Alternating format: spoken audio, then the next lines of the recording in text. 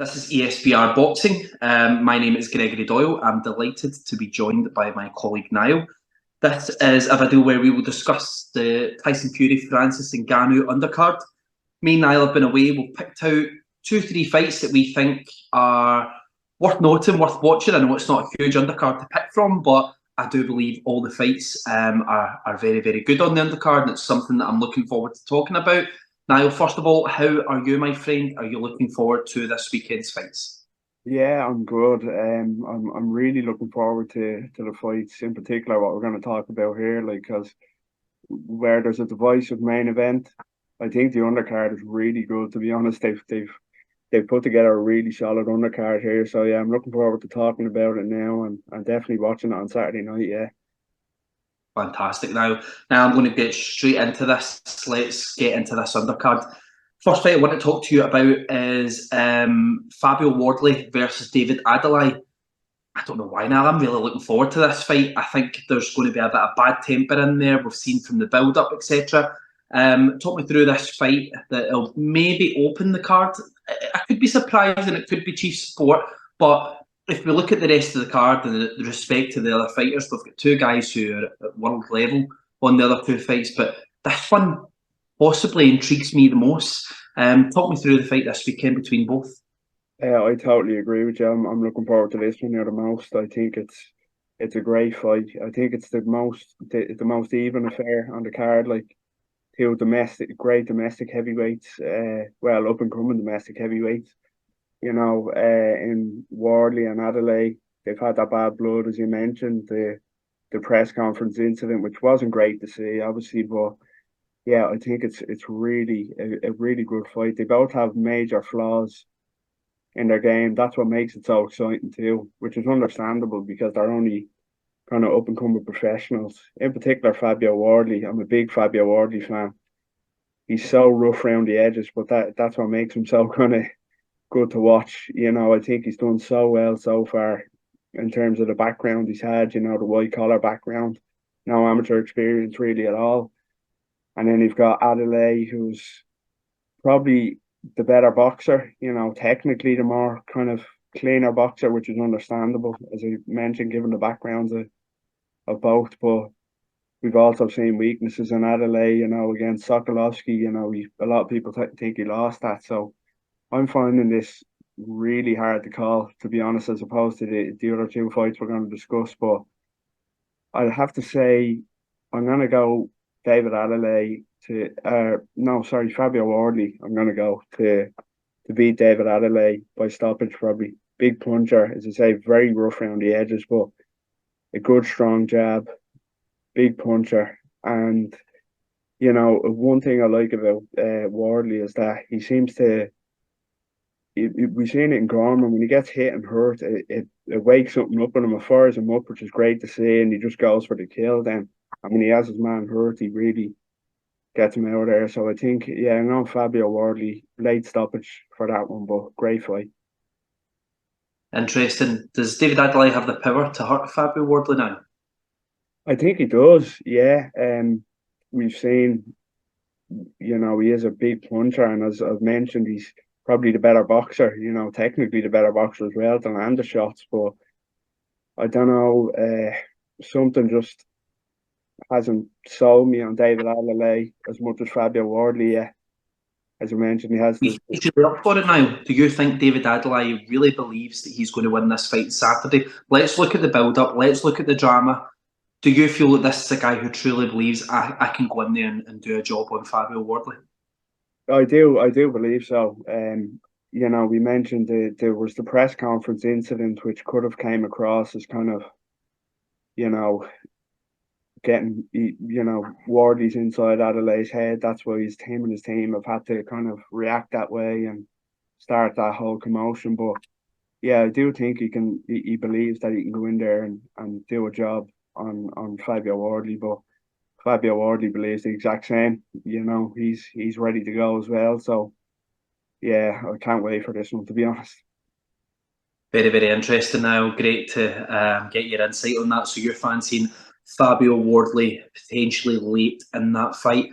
Let's go to the next fight on the undercard. a guy that I've had massive respect for over the years, and I take it as a bragging right with the boys that I actually, when he was breaking through, I picked Joseph Parker to win a world title way back in the day.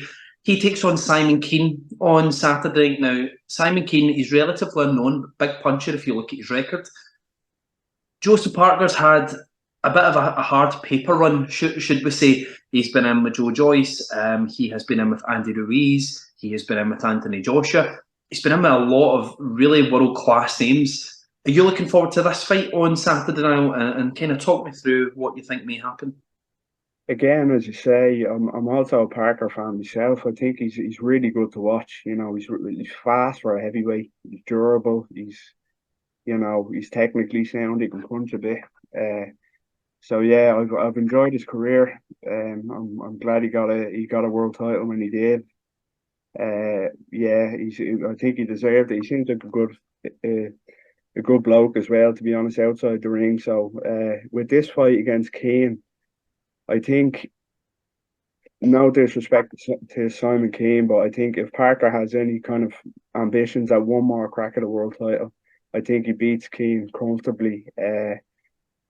Parker is definitely on the kind of, I don't want to say the decline, but I think he might have seen his better days. He was stopped by Joe Joyce, and he's had a couple of losses now. So, he didn't disgrace himself in any of them, but he's seen better days. He's had a long career, but if he wants another shot at world glory, he has to beat Kean. Kean, no disrespect, he doesn't impress me too much from what I've seen of him. He's big and he can really punch. He has that going from. I think he's about 6'5", and he can bang, but he's very slow. He's not the fastest. He's very cumbersome looking and wild. So I just think Parker would be too quick and too experienced and too. There's levels to this, so I think Parker kind of, I'll say, mid stoppage. Kean has been stopped by Dylan Carmen, a very average heavyweight. I know he avenged that loss, but he was stopped badly, so he can be hurt and put away badly. So, yeah, I think Parker, mid-range stoppage, if he still has kind of those levels to go through, and if he's still kind of looking to get back to being world class. So, yeah. Interesting stuff. Now, one of the guys that I appreciate the most in boxing as a fighter, a trainer, a pundit, I could listen to the guy all day. I say this to the boys as well. Love Andy Lee. Being an Irishman, Niall, it's a natural question to ask you. What do you make of the pairing of Andy Lee and Joseph Parker? Is it a good pairing? And do you think that Joseph Parker, although, yes, he's had hard fights in his career, do you think he's learning new things with Andy Lee and it's a good pairing? I definitely think it's a good pair, and as you say, bias aside, the Irish bias aside, I'm an Andy Lee fan. I think he's so knowledgeable about the sport, so level-headed, and I think as a pairing with Joseph Parker, I think it's really, yeah, it's a solid partnership. Because Andy Lee will work on the technical aspect of his boxing, but also the power, like he was himself, or like he is with Paddy Donovan. Paddy Donovan's a slick fighter, great technically, but can also punch. So, yeah, I think him and Parker, it was quite surprising, I think, when they first paired up. I don't know why, but I actually like that, the partnership. I do. Yeah, I think it's a good partnership myself. And both guys maybe have the same values in life, and that's maybe how they've managed to come together. So, interesting stuff now. You fancy a Joseph Parker mid-round stoppage. The other fight that I'm really looking forward to on the card, probably because he's kind of, I suppose, adopted Scottish, isn't he? Is Martin Bakole in at heavyweight fighting Carlos Takam. Carlos Takam's fought everyone really there is to fight in the heavyweight division, hasn't he? Alexander Povetkin, Anthony Joshua, Tony Yoka. He's got that really impressive win over Tony Yoka. I suppose both guys do. Martin Bakole, Billy Nelson trained, very good heavyweight. We always hear he is the most avoided guy that there is. Talk to me about this fight on Saturday night, Niall. Why should we watch Martin Bakole, Carlos Takam? I like this fight too. I think it's very interesting, and I like both men. I like Bakole as kind of a potential world class heavyweight. I know a lot of people give Billy Nelson stick for how much he cheerleads him, but I think it's great. You know, he roots for his man, and I think it's justified too. I think I really rate Bakole as a heavyweight. I think he's technically sound. You know, he's a big lad and he can punch. So, yeah, I like Bakole. He's rebounded from the Hunter loss well. So yeah, I think he will get his chance, and I kind of hope he gets his chance. But I also love Takam. You know, he's been doing it forever. He's almost a cult hero among boxing fans. You know, so durable and always guaranteed entertainment. So I think Bakole, kind of like Parker, if he does have any aspirations of challenging at world level, he has to beat Takam. You know, he has to prove that. Not really, I suppose, stop Takam because he's so durable. But if he's on that next level, he has to win this. That's why I feel there's more pressure on Cody than there is on Takam. You know, Takam's just gonna go in there and leave it all in there. But you know, he's 42 now. I don't want to say he has no aspirations of a world title, but I think in terms of the pressure to win this, Bakole has to beat him. So I'm gonna go Bakole decision on this, but I think it'll be a great fight. And like usual, I think Takam has the durability and the cleverness and the experience to make it so tough for him. Probably, I'd say it'll be the toughest fight of Bakole's career so far outside of Hunter, but I think he'll have enough to get through it and prove that he does belong at the next step, and he will eventually get to a world title. So I've Bakole on points for me in a decent scrap.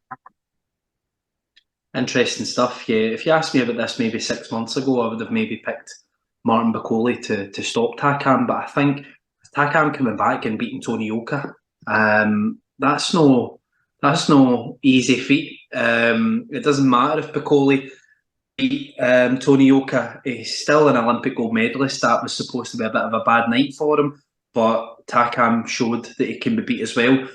Something I want to touch on is, I think it's very important because it's something that's never sat quite right with me now. Obviously, Martin Bakole's got that stoppage loss to Michael Hunter.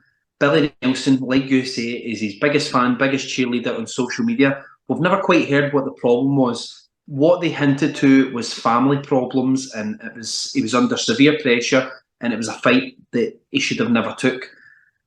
I totally agree and I totally understand with that, but still at the same time, I'm thinking with the greatest respect, I've got a lot of time for Michael Hunter. I speak to him outside of boxing work. Martin Bakole should still never be getting stopped by a Michael Hunter, purely just probably because of the size difference for me, and Michael Hunter's not the biggest puncher. Does that give you any concerns going into this fighting Saturday that Takam is capable of hurting Martin Bakole?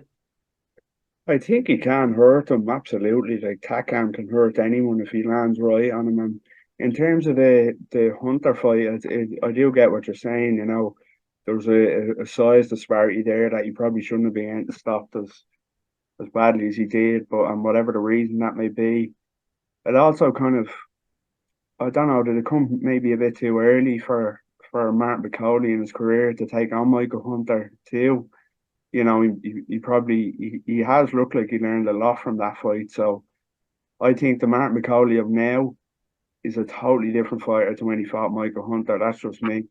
Like you mentioned yourself, I do rate Michael Hunter as well, even though his career has gone a little strangely over the last few years. I think Michael Hunter is a very good fighter.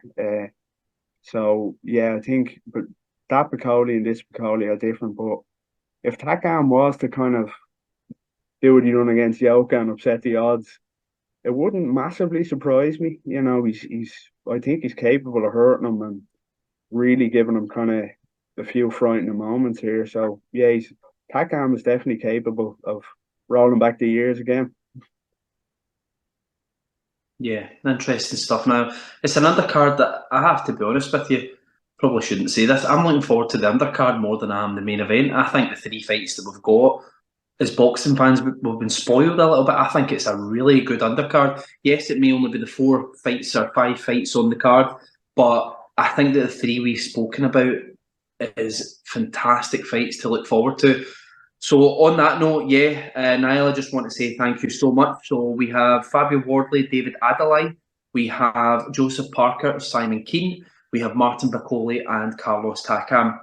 Niall, thank you so much for joining us on the Francis Ngannou Tyson Fury undercard preview. I'll speak to you again soon, and say thanks again. Great to talk to you. Cheers, Greg.